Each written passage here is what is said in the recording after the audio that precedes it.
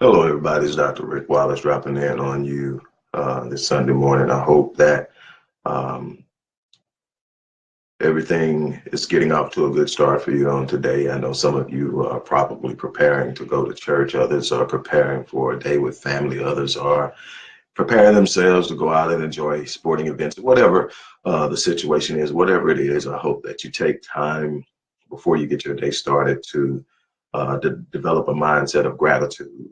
First and foremost, let gratitude be the foundation upon which you erect your edifice or structure of probability, possibility, and everything else that follows. I have found in my life that the more grateful I am, the more I develop the capacity for gratitude, the easier it is to erect a positive mindset that allows me to see life in a manner that no matter what happens, I'm ready for it, prepared for it. It doesn't mean that I don't get dislodged. It doesn't mean that I don't make mistakes. It doesn't mean that I have experienced some intense setbacks. What it does mean is that when you have a heart of gratitude, you tend to see things beneath the surface and you tend to have the capacity to respond instead of reacting to those negative things that we cannot circumvent in life. Let me explain something to you before I even get started into what I want to talk to you about today. You are not going to circumvent the vicissitudes of life. You're not going to circumvent and get around and avoid heartache, disappointment, letdowns. People are going to do things to you that you don't like. People are going to say things about you that you don't like. You are going to be your worst enemy a lot of the time in this progression. It's going to be you and the decisions that you make that are going to have you in certain situations where you become vulnerable to the behavior of other people. And it is your ability, first and foremost, to have a state of gratitude and gratefulness that will allow you to see, even in the most darkest times, that light. That gratitude is the light. It is that thing that says, okay, I'm in a dark place right now, but I can see the light. I'm hurting right now, but I can see the light. That was a dumb mistake. And it's pretty bad right now, but I can see the light. And see, when you have gratitude and that sense of gratefulness, it sets the foundation to have the right mindset to rebuild. When you don't have gratitude, it's impossible to build a solid foundation once your world gets shook. See, it's easy to talk about what you're doing when you haven't yet experienced heartache and disappointment. It's easy to look at others in certain ways and judge them when you really truly haven't traveled in their shoes. It's real easy to get in a place that when you finally hit that bump in the road, and it's coming, if you haven't experienced it yet, it's coming, and more than likely it's coming more than one time. I have not seen anybody, I don't care how successful they have been, that haven't had multiple times in their life where life just shook the living crap out of them. It's a part of the growth process. It's a part of the progression. It's a part of getting to who you are. And anyone that comes to you and tells you that they've never had difficulty, that they've never made a bad decision, that they haven't been knocked flat on their back, that they didn't have to climb out of the pit of despair, they're lying to you. I was having this talk with my wife yesterday, and we were just talking about how people tend to present themselves as if they've never made a mistake, of that life has always been great, and the disservice that they do to people who are listening to them. Because see, it's that darkness that you climbed out of that's your testimony. It's that darkness that you climbed out of that says, okay, you can relate to me because you may not be where I'm now, but this is where I came from. It's that willingness to open yourself up and say, I haven't always been where I'm at, or and invite people into your life to sit up and to understand that coming to a place of elevation is a process, and it goes through all these ups and downs that we tend to pretend like don't exist. You can't pretend your suffering away. You have to engage it. And I tell people all the time that when you develop a heart of gratitude, when you develop this mindset that says, I'm going to wake up every morning and I'm going to find a reason to be grateful. but that's how I'm going to start my day. I'm literally going to wake up with a reason to be grateful, and then I'm going to build on that. When you do that, you immediately create a capacity to take on life, to do whatever it is it needs to do. But when you sit up and pretend that nothing is happening, you're just sweeping it under the rug, and it's becoming this big lump that you're eventually going to trip over. But when you wake up every morning with a heart of gratitude, you wake up in the morning and you say, okay, this is what's going on with me.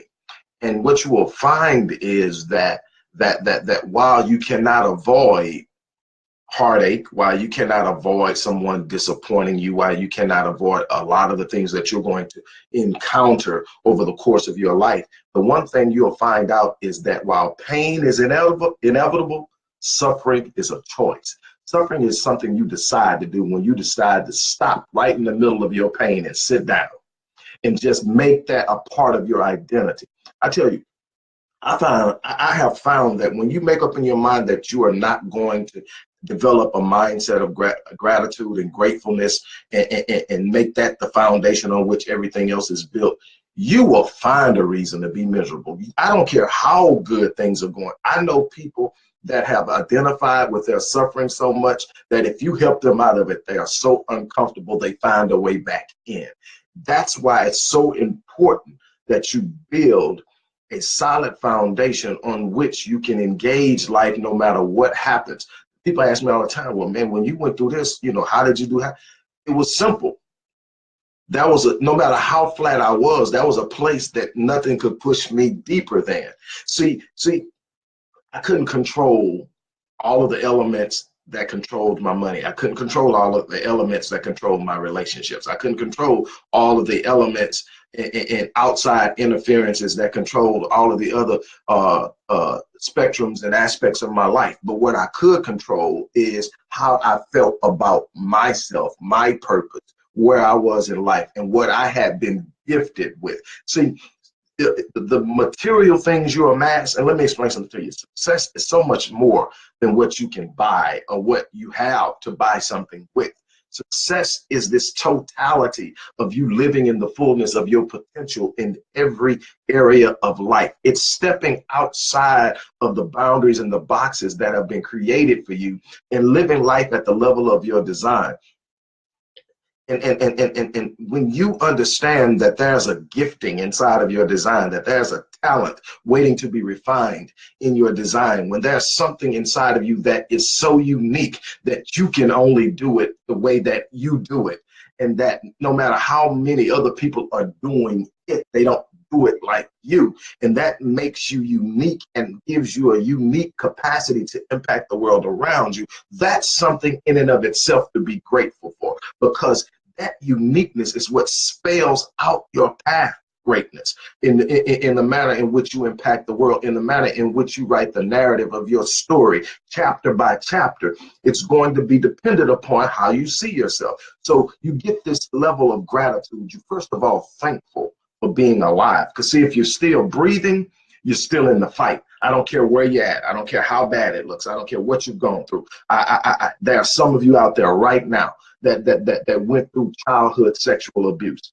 You went through being abused by your parents. Some of you have gone through domestic abuse. Some of you have been left to rear children on your own. Some of you are getting mistreated and discriminated against by your employer. Some of you are just dealing with the hurt and the pain of not even knowing one or both of your parents.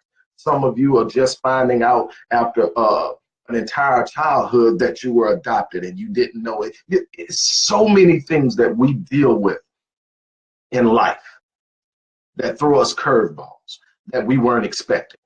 And if you're not careful, this culture that we are in is so negative that it'll suck you down in it and you'll begin to wallow in your misery. But I'm telling you that when you truly gain the capacity to understand the infinite uniqueness and power and potential in your design is indicative of your purpose. I tell people all the time that when I see them wandering around, it's not where you're at that defines you. It's your mindset and understanding about where you're going. When you don't have a sense of purpose, When you don't have a sense of purpose, you don't have a sense of direction. When you don't have a sense of direction, you don't have anything you're really truly aiming for. You're just waking up every morning attempting to get through the day. You have adopted an entire lifestyle of surviving. And when you move into a survival mind state, you are actually living inside of the capacity of becoming a victim. Because when you live in this survival mind state, you lose sight of your power to change your situation. And the moment you lose sight of your power to change your situation, you immediately move into an idea that things are happening to me. And there, when you start saying things are happening to me, you're saying I have no control over them. And see, what you're really truly missing is the fact that they're not happening to you. Life is actually responding to your thoughts, your behavior, your faith, your energy, what you expect. I tell people all the time, I don't care how you view God, what religion you come from. If you don't understand this, you are going to spend a lifetime of frustration. God is only going to meet you at the level of your expectations. I don't care what you want to call it or how you can never have anything consistently above that of what you expect for your life. What you expect for your life literally sets the parameters of your performance and what you're able to obtain and contribute. So you've got to step back first and discover within your design this uniqueness that automatically breeds gratefulness and gratitude. When you step back and you see inside of this thing and you look and you say, okay, I tell people, like I said just a second ago, I tell people all the time that your design, when you really start to step back and study yourself, there's so many people that don't even know themselves because they really haven't looked and searched themselves and looked. They functioned in life barely for years and never really stepped back to examine who they are. You know, they've been told by other people who they are, but they've never really examined the gifts that they naturally have, gifts and talents that they probably never even looked to refine. And see, when you take your gifts and your talents, and then you start to integrate gifts and talents with skill and hard work, there's absolutely nothing and no one out there who can stop you from being what you were designed to be. It's your destiny, and the very definition of destiny says that no matter how hard you attempt to stop it, you only ensure that it happens. Every obstacle in your way, every person working against you, all those people you define as haters are only a part of your progression towards your destiny. You are the only one who can sit up and actually decide that I'm not going to fulfill my purpose. But when you really truly search yourself, look inside of your design and say, you know what? I've got something to be grateful for because I have something to contribute.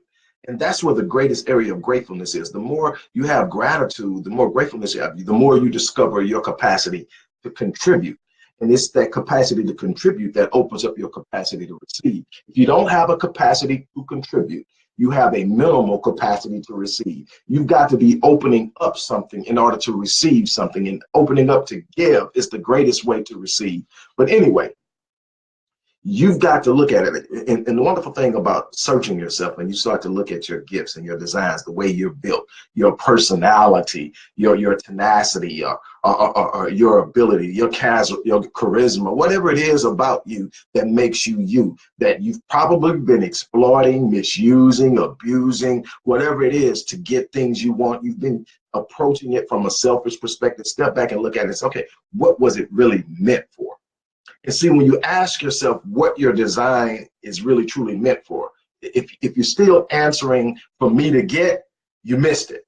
When you search your design and say, what is my design meant for? It is always meant to do something that's bigger than you, to reach someone that's bigger than you, to touch someone's life that's bigger than you, do something greater outside of yourself for someone else. So when you ask yourself, what is it? And you start to look at it and you say, that's why I'm here. That's what you just discovered.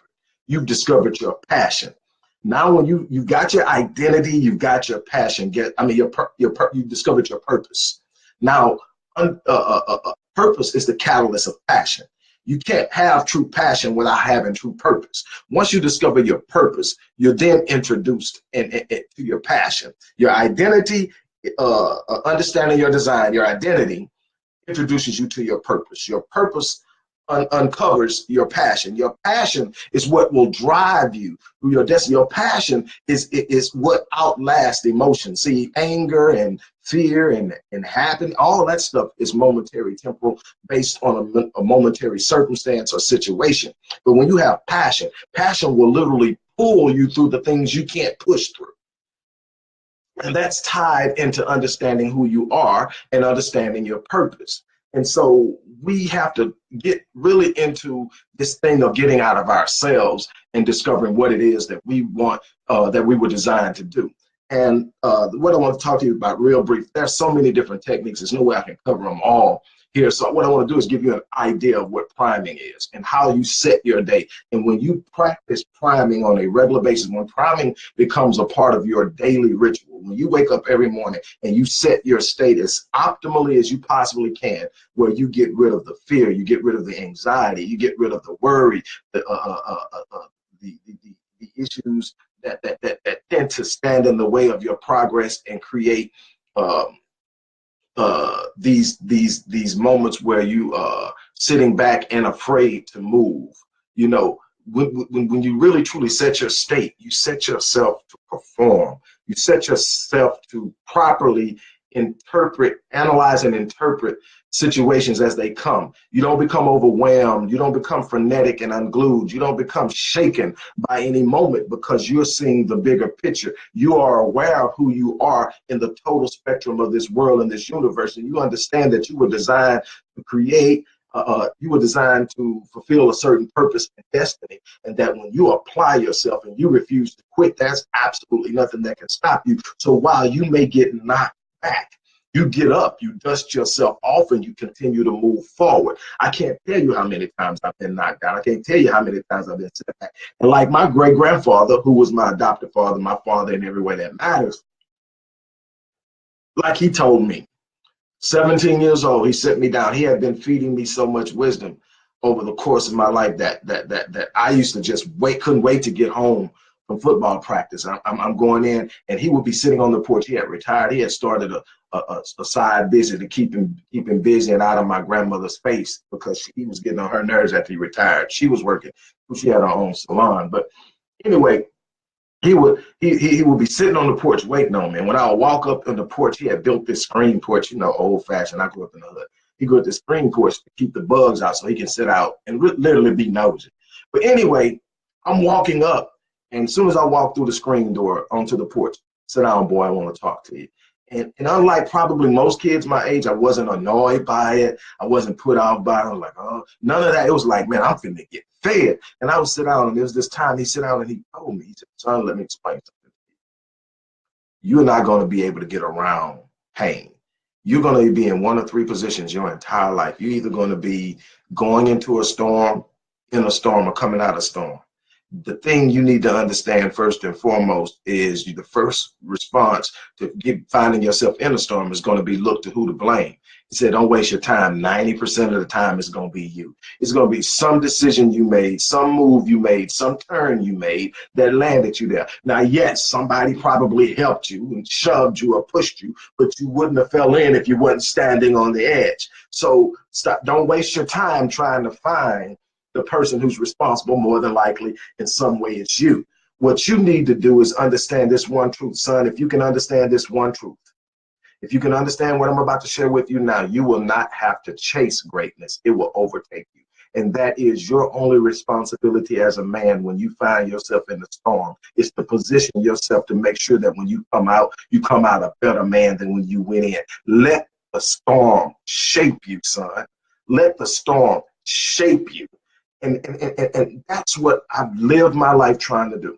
Understanding I'm not perfect, that I'm not going to make the right decision every time, no matter how much I think I know, that I'm going to make some decisions that I'm going to look back later and not be proud of. But what I am able to do is sit there and say, you know what? If I continue to focus, if I continue to strive towards what I know to be my purpose and my destiny, if I continue to push this, the repercussions of this decision, or the repercussions of this move or this choice will not destroy me. It will literally make me stronger and wiser. And one of the greatest compliments one of my clients ever gave me in giving me an assessment. You know, annually they sit down with contractors and they give assessments of performance. One of the greatest uh, uh, compliments that I've ever received wasn't that you never make mistakes. It was, I've never seen you make the same mistake twice. Now, while I have, that's been my goal. Let my mistakes teach me. Whenever I can, I like borrowed sense. My grandmother used to call it borrowed and bought sense. Borrowed sense is when you allow the experience of others to teach you. You learn from their mistakes and you don't make them at all. And then bought sense is when you're hard headed, they tell you you don't listen and you go out and you have to learn through your own failures. And that's the long route. You want to have as little bought sense as possible. But my grandmother used to say, and I believe this to be true, sometimes bought sense is better than borrowed. Sometimes you've got to go through it to really truly be able to be empathetic about it when you experience it or see it in others. And life will have a way of bringing about when you need borrowed sense and when you're going to have to experience it through bought experience. But anyway, here's this. When I wake up in the morning, the first thing I do is to make sure I take on and set my mind with gratitude. Because what I'm doing is priming. Priming is just like what you would do with anything. If you prime a vehicle, you're preparing it to go through the process of being painted and whatever that entails. So the priming part of it is to make sure that it's properly prepared. And when you're priming for your day, you're setting your state of mind so that whatever you encounter it in a way that it doesn't totally upset your day, disrupt your day, tear down your day, put you in a state of shock, just take you totally out of your game and you don't know how to get back. What you want to do is set your state. So you're trying to get to a place of total peace, total confidence, across the board. That means mentally, emotionally, psychologically, spiritually, and physically. You're trying to get there. And so what I do, and people do prime in different ways. I'm a person, I get up in the morning and the first thing I do is I look over to what I believe my number one reason here on earth to be grateful. I'm automatically grateful when I wake up. So I'm not looking at it and saying, okay, I'm grateful to be alive. That's a given. That's like so embedded in me, I don't have to even say it anymore. It's like I wake up in the morning and it's there. But when I look over to my left and I see that beautiful woman laying there, that right there alone is enough to set my state for the day. Because I know how hard I worked and I know how hard she worked for us coming both out of our own mistakes, out of our own lives, out of our own darkness. And for us to come together in the way that we come together, and the story is unbelievable. I'm not going to share it with you today, but the story is unbelievable. But the way we came together, that was enough to set my state of gratitude. But then I look at all that I've been entrusted with. And I have a gratitude for the responsibility, because I believe when responsibility is set before you, it's because those that set it before you trust you with it. So God trusts me with a lot. So that's something to be grateful for. Then, after I set that gratefulness, then I started to prepare myself by telling myself what I'm capable of. And some people do it with music. Some people do it in the quiet. Some people do it while jogging in the morning. They get up and the first thing they do is throw on their running shoes and they go jogging. They put their earphones on and they'll study feeding themselves this positive messages. And then what I'll do is I'll tell myself, all these things that I believe about myself. And I tell myself, you got this, you take this. Every challenge that comes today, you will handle it, you will meet it. There's nothing that's bigger than you that can break you. There's nothing that can take you down. You are prepared for this. You are built for this. It's something I say every day, you're built for this. And then I come down and there's a certain video that I watch, and I've been watching it for the last 4 or 5 years. It's a short video, I think like 6 minutes. Les Brown and Eric Thomas. I get the wisdom from Les, and I get the aggression and the push and the confidence and that energy from Eric. And then, there are other times when I'll go after that one and I'll go listen to something from Earl Nightingale, something from Bob Proctor, something from Zig Ziglar, something from Tony Robbins, something from guys who have gone where I'm trying to take my company. Also guys that practice the same type of mindset and mentality.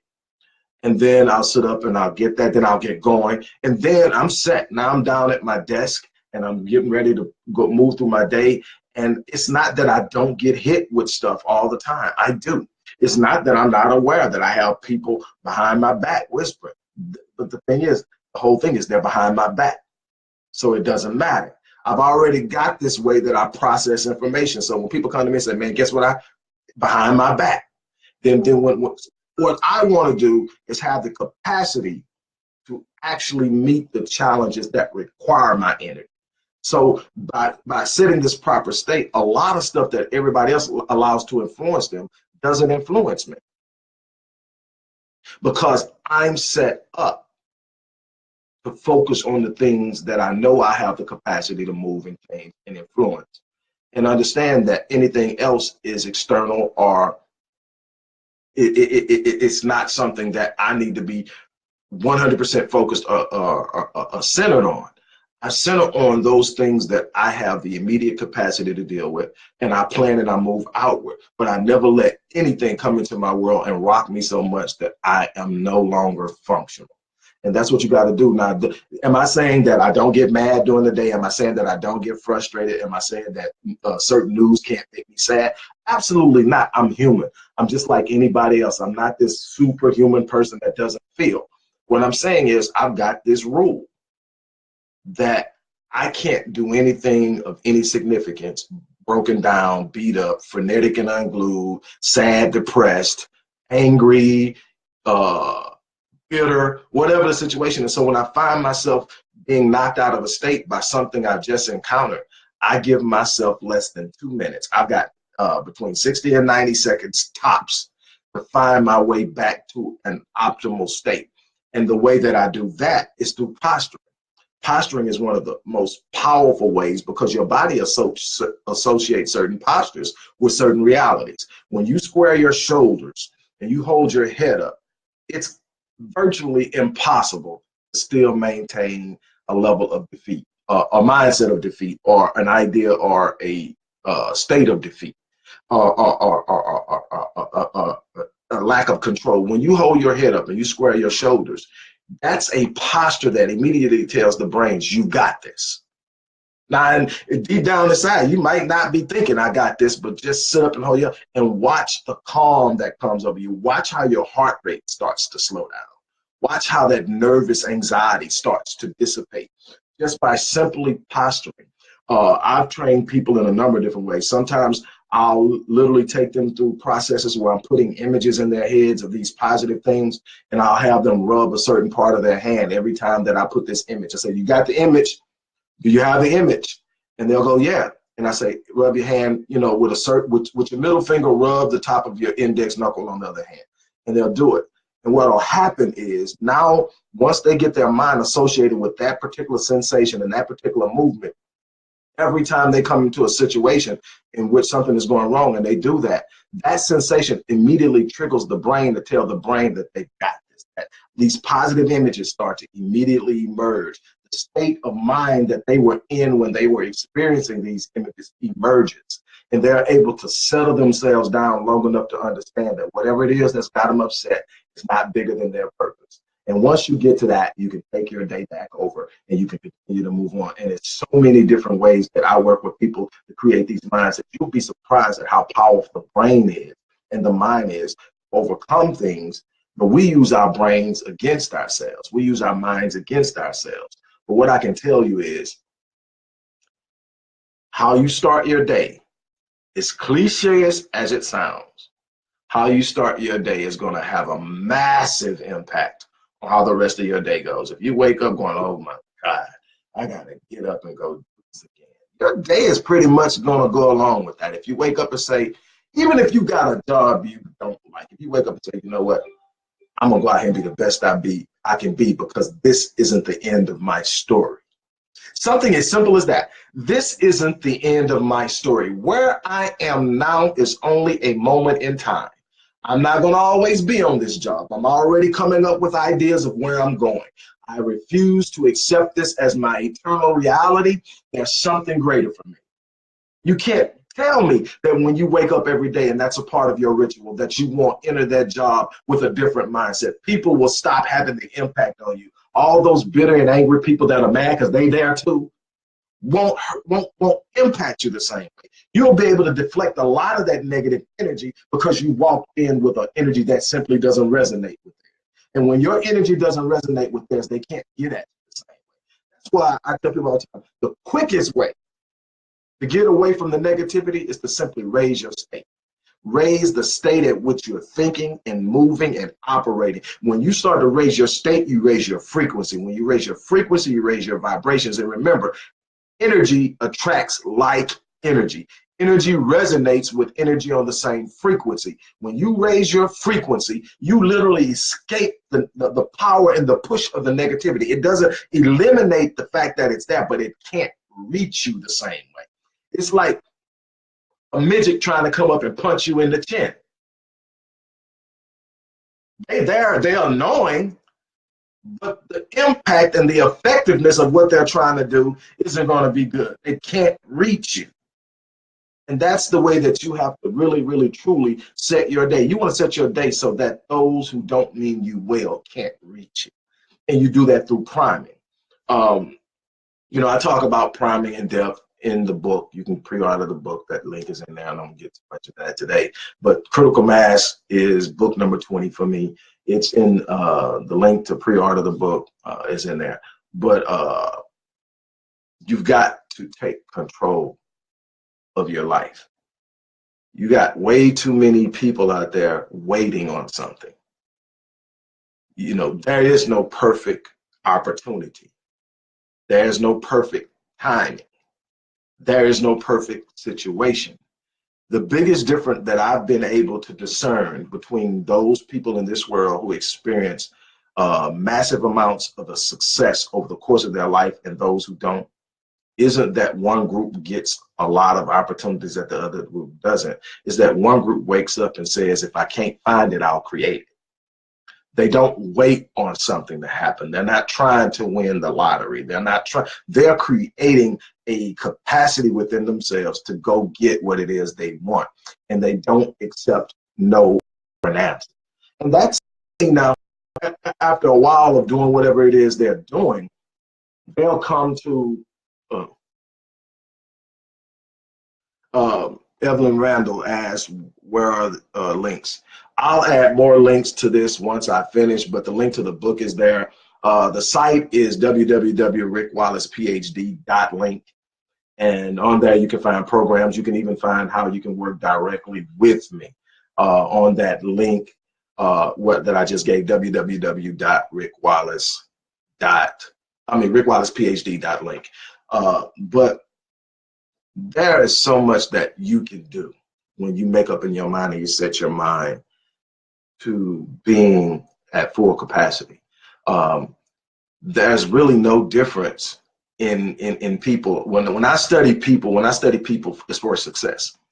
I don't study people that you can look at and say, okay, they were handed their wealth or they were handed this platform because they were born into this family. I look at people who are first and second generation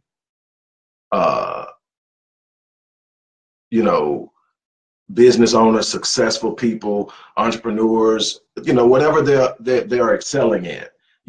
They came out of a place that didn't represent that at all, and they achieved it. Those are the people I study. Those are the people I look into. Those are the people that I say, okay, they came from the same place I came from. Okay, what characteristics do they possess that I lack? What principles and protocols are they practicing that I'm not? And I emulate. When I work, this is the one thing I can tell you. When I work with someone, I'm using principles and processes that are replicable. So in other words, anything that might have been unique to a person's situation is not involved in the processes that I have created that are now a part of the Visionetics process. Everything that I've got in the Visionetics process is universal. It's applicable to anyone who wants to apply it to their lives and win. It's not something that you look at somebody else and say, man, they got this, they got that. In matter of fact, I'm going to upset some people here as I get ready to get off of here. Don't want to leave you in a bad note, so I'm going to try to say something positive after this, but I'm going to say something real right now. Stop giving yourself excuses for failure. And one of the biggest excuses that I see among people is the looking at those who are successful and finding excuses for their success outside of the hard work and effort they put in. Stop looking at it, because even the doors that were open for them were opened after they took the step. Providence don't move until you move. And a lot of the things you're going to need, you can't see now. So if you're waiting to see it all, you're never going to take a step. You got to be willing to take a step and get in the ring. Once you get in the ring, the energy in the ring associated with the fight that you're now in will make you stand up every morning and go toe to toe. You don't have a choice. You're either going to go toe to toe or get out the ring. And if you got a mindset that you're not getting out the ring, you're going to get in every day, and you're going to start to find that doors are opening, that you're meeting people. A lot of the people that you're going to have that are going to come and be a part of your providence are people that have always been there, that you've overlooked, that you've walked by, that you may even shook hands and spoke to numerous occasions and never gave a second thought to. But now that you're moving, they don't even know who you are, but the energy changes. The energy in your thoughts and your expectations change. Stop looking at people and finding the difference between you and them of why they made it and you can't. Look at what they did that you haven't done. Look at the principles and the protocols. Look at the mindset most of all. They experienced the hardships, the darkness, the disappointments, the setbacks, the delay, all of that. The difference is they get up every morning, dust themselves off, and say, okay, let's do it again. They do it until they get it. They are relentless. And when you become relentless in life, I don't care what age you are. I don't care what gender you are. I don't care what background you come from. I don't care what faith system you come out of. When you start to believe in something being possible and you start to move toward it, the universe has absolutely no choice but to move towards you and help you have it. That's it for now. I'm going to step out of here. I absolutely love you guys. Your life is really, truly in your control.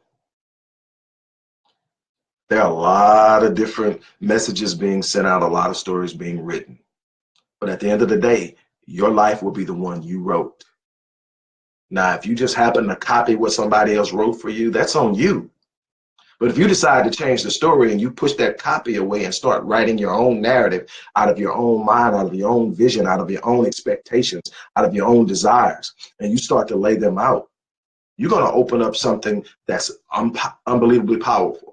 The natural embedded vision that's inside of your DNA that sets forth your spectrum of greatness, that's written in every molecule and subatomic piece of matter and energy in this universe.